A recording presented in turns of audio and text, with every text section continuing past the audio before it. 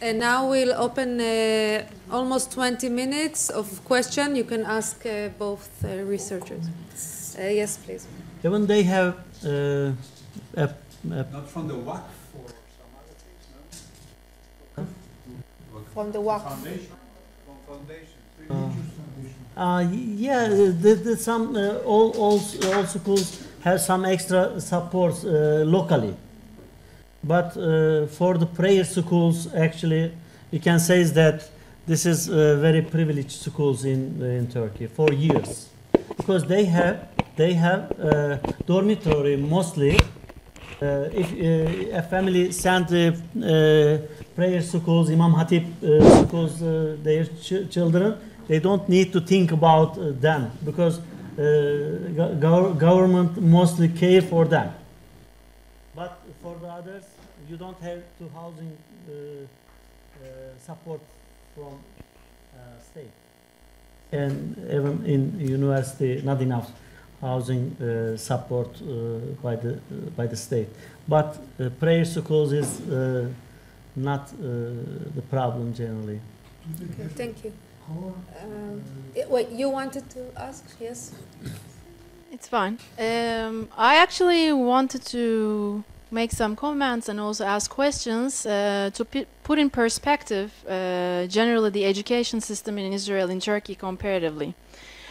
First of all, as growing up in Istanbul, for instance, it was pretty clear, and I think it's even clearer now, that if you're growing up in a higher middle class family, you know that you should send your child to a private school, because otherwise he's not going to get a good education. Compared to Israel, I think the private schools in Turkey are much more widespread, and they give a better quality education.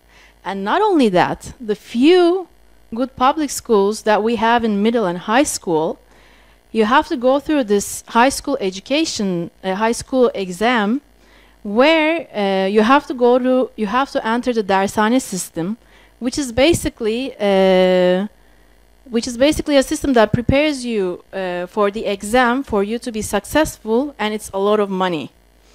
So the access to education in Turkey is pretty much costly. And another thing that I wanted to say is the private universities. I don't know how much we should talk about higher education when we're talking about the education system, but especially in last years in Turkey, the private universities has expanded tremendously, and even the students who are not so successful in the really difficult university entrance exam could just pay and go to these universities. Not only that, because the teachers are paid, the professors are paid much better in private universities, which led to the evacuation of academic teams in public universities. For instance, I studied 2 years in the Boğaziçi University, and in the international relations department, after 5 or 6 years, we had like such a low, academic team, because most of the teachers, either went to private institutes or they went to private universities. And I think that it's also important to talk about the cost. How much does it cost today to study in Sabancı University or in Bilgi University, and how much does it cost in Israel to study in a private college? Comparatively, it's so different. I think, for instance, in Sabancı University, the tuition is maybe something like $10,000. Am I right? Maybe more. But maybe more, maybe $15,000. I know that, for instance, when my brother was studying, my parents preferred to send him to the United States because it was almost the same cost to send him to a private university in Turkey. And I think this is not the case for Israel. So I think we should really talk about how much does it cost to send your child to a middle school, private high school, because I see Israelis here complaining about sending their children to like semi-private schools, and I'm like, this is like not costly for someone living in Turkey and want to send their child. And I'm not even talking about extra, minibus on transportation expenses. I used to live in the European side. I used to study in the Asian side. And every day, my parents had to pay for some really expensive transportation. The other thing is that, which I see in Israel and I don't see so much in Turkey, is outsourcing of teachers. I don't know if this is a relevant case for the Turkish side. I mean, is there outsourcing in the Turkish education system? Authority? Outsourcing. I mean, contract teachers. There was, but very little, very rarely state by their decisions. But a couple years ago was very main employment guide for the Ministry of Education. Since for 1 year you are going to contract, and the next year still they don't know if they will go to work or not. So, but depending on the resistance, protest of the teachers union, made a conclusion that that positions cancelled. Not any new contract teachers is being constructed in the system, but some of them, by their decisions, stay. Since if you have a contract full time, the government have power to send you to any place in Turkey.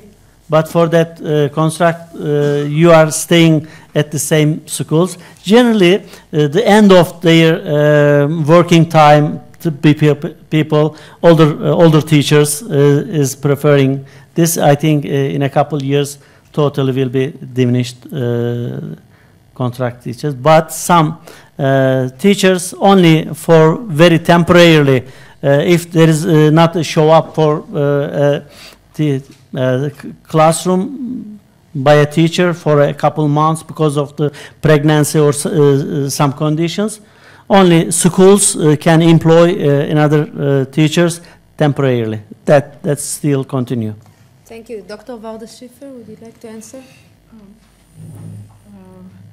I'll just start from the end, because you may have noticed that there is a difference between the number of contract teachers that I put on my, and I said it's about 10% of the teachers, and it's up to 15,000, and the data that the Coalition for Direct Employment has, and it stems from a different definition of the contract teachers. But it's so, just so that you know that we notice it. But according to my research on that, and the research of the Center for Information and Research of the Parliament of Israel, in fact, there are no other countries in the OECD who have contract teachers who work on a regular basis. The only case of contract teachers that we found in other OECD countries was on fixed terms. So, you know, to replace a teacher on maternity leave or for a particular project or something like that. And that was, I found it, I looked at it about 2 years ago, and last year it was corroborated by the Center for Research in the Knesset. They also looked at it. So in this case, in the case of contract teachers, Israel is an extreme case of pushing teachers towards precarious work. And I think it's very, very serious and grave issue. But on the question of private schools and school ownership, Israel is also a bit unusual. In fact, we don't have a private system. We had one case of a private school which closed down. So what we have are semi-private. What does it mean, semi-private? It means that the schools are not owned by the state, because elementary schools in Israel are owned by the state. High schools, it's a little bit of a different story. They're not owned by the state. They are owned by non-profit organizations or by educational chains, and they officially receive funds from the state only up to 75% of the regular funding. But you weren't told, but before I worked at the Mandel Foundation, I worked at the State Controller's office, and I had the job that this gentleman is having now. I was in charge of the control of the education system, and I remember trying to find out if anybody knew what the 100% was. And people did not know what the 100% was. So officially, the semi-private schools owned by non-profit organizations receive 75% of the funding, but unlike regular state schools, they can actually raise money not only from parents and local authorities, but from foundations. They can also, they are not limited in the amount, they are limited today, but the limit is so wide that it's not worthwhile talking about.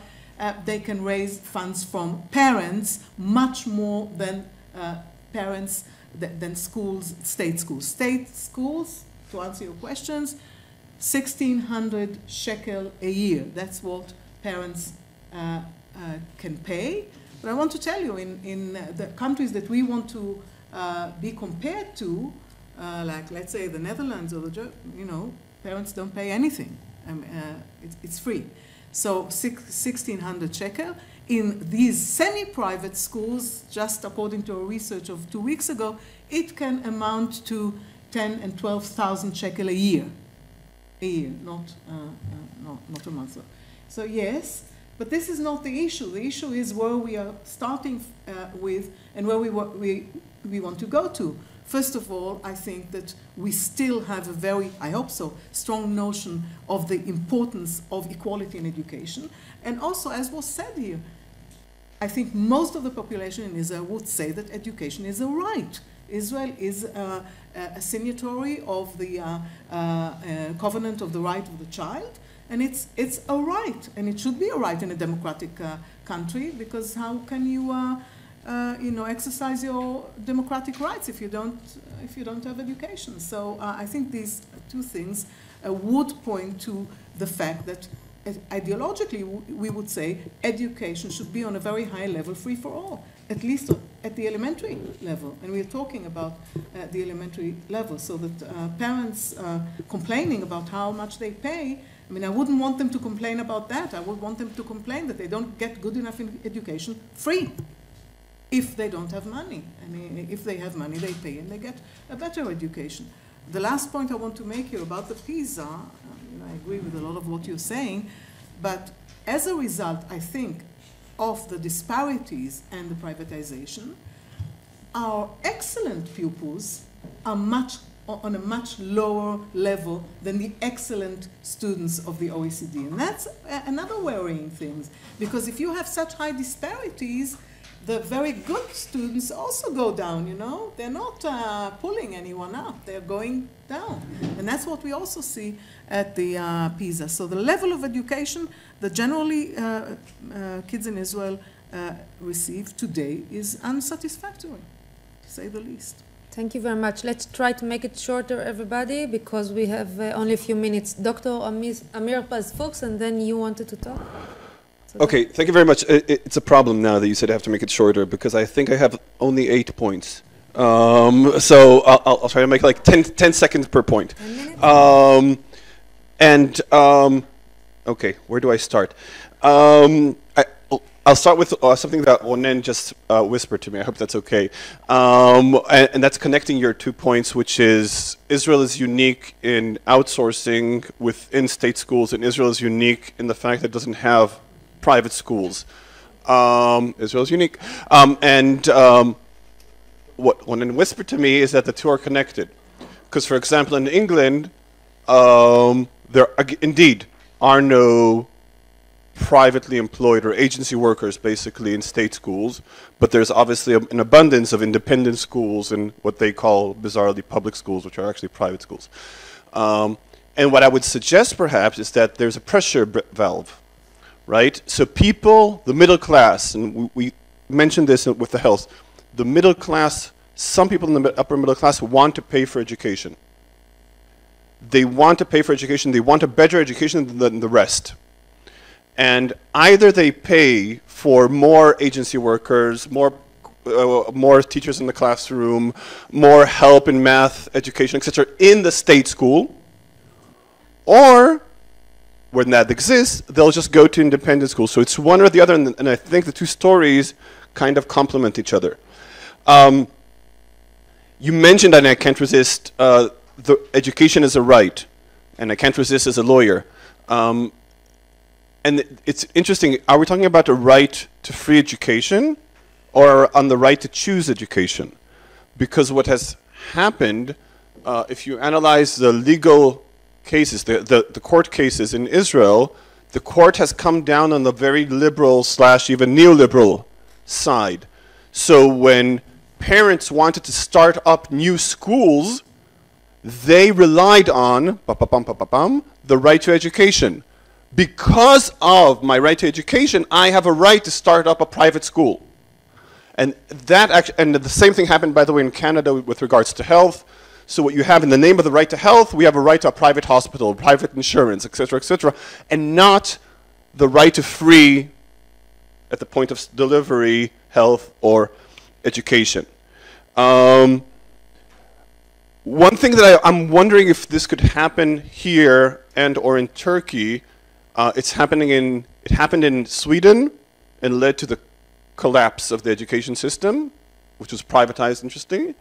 And it's happening now in Israel. It's something that Ronen and I will write at some point.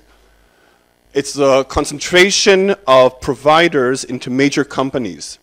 And sometimes these are companies that have nothing to do with education, by the way. These completely major multinational corporations, that's Manpower, ORS, Atos, G4S, which start to buy schools. And at some point, this happened in Sweden, they collapsed. And then you have government coming in and picking up the pieces.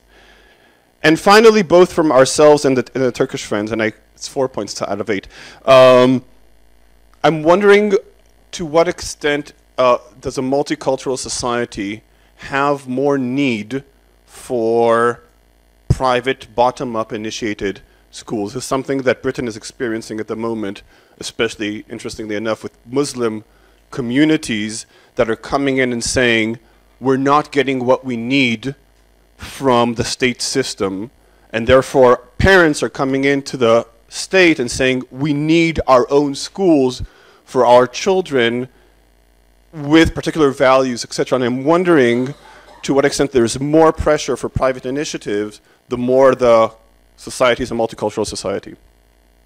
Thank you. Thank you. Valda? I don't want to take... I don't want to take too much time, but I really have to relate to the issue of the court because it's a very interesting issue.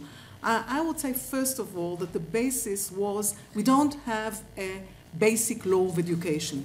The education system rests on two archaic laws that everybody is just thinking how to break, you know. So there is no good legal basis for the management of the educational system.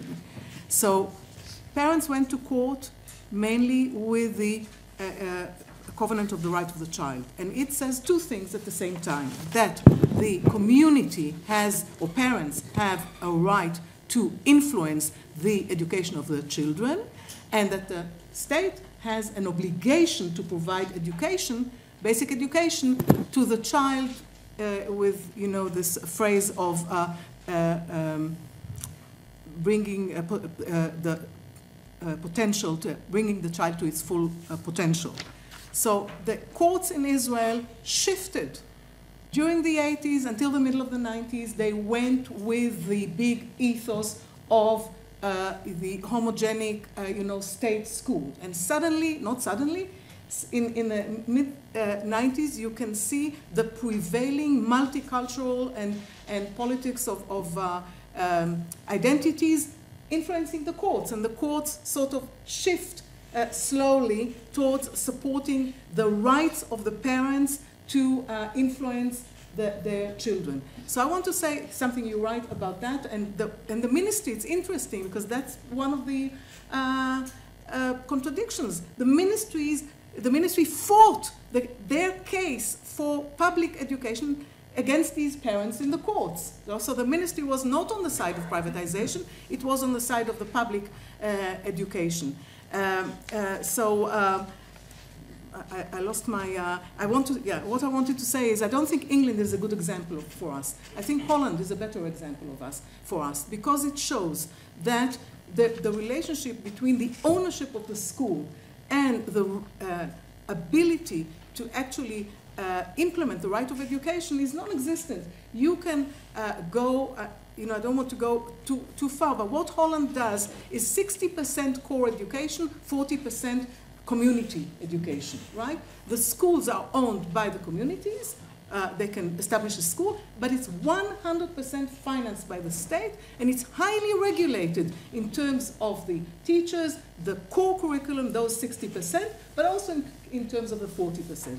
Our previous Minister of Education, I'm mentioning him for the second time, he's been there barely a year, tried to go the same road, to go for not 60-40, but 70-30, and say, all right, 70% core curriculum, 30% for the communities to bring in whatever they want, which is, I think, not a bad solution, except he didn't even begin the public discussion about it, and it's completely aborted.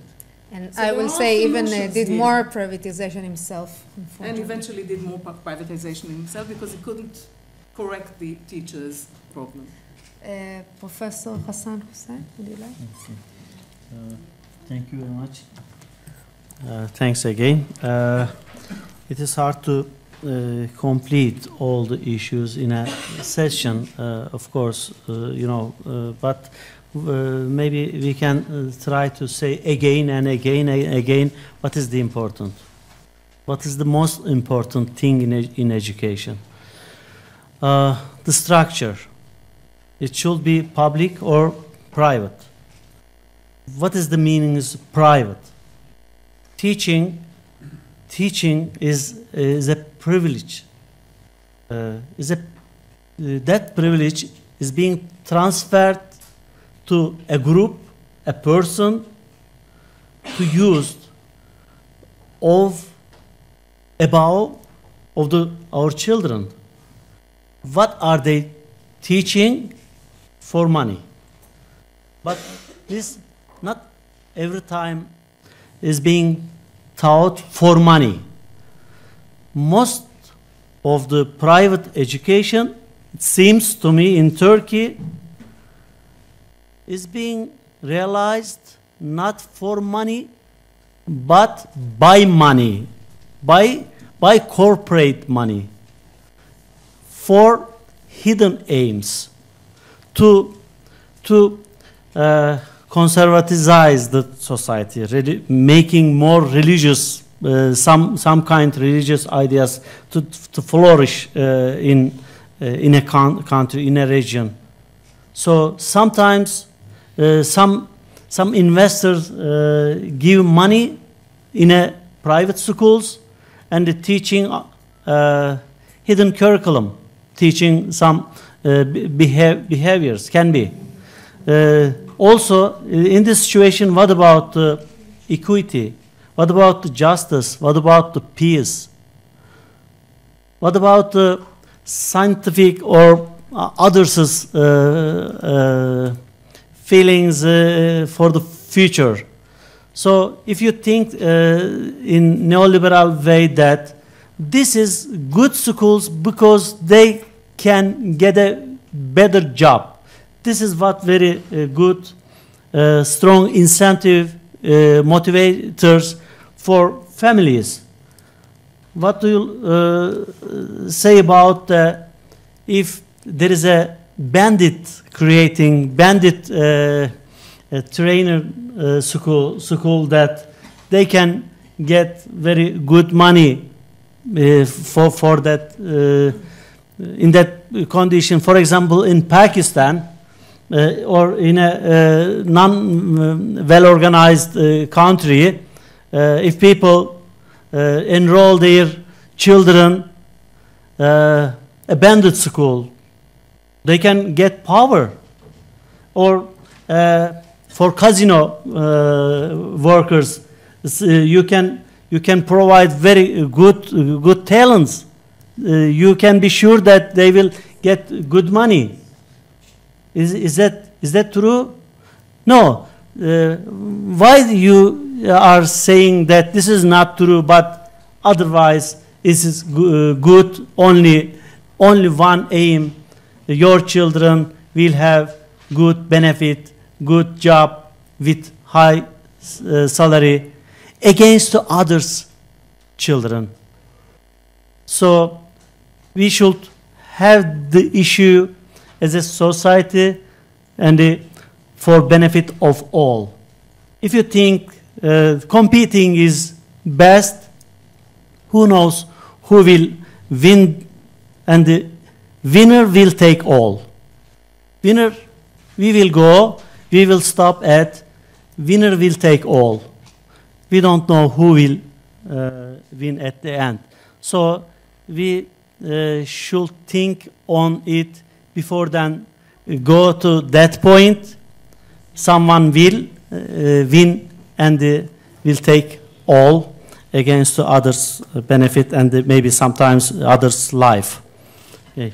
Thank you. Thank you very much, Professor Hassan Hussein Aksoy, for these strong words and these strong questions. It's a good way to finish this very interesting discussion.